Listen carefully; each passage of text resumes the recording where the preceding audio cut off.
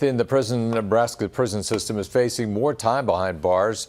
This update from the Cass Graham. John Ostrander is 45. He was originally facing 6 felonies, part of a fraudulent cash-out receipts scheme.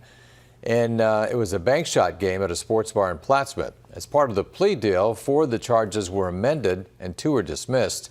He is set for sentencing on the new plea in December. Back in September, he was sentenced to 18 months in prison for possession of meth.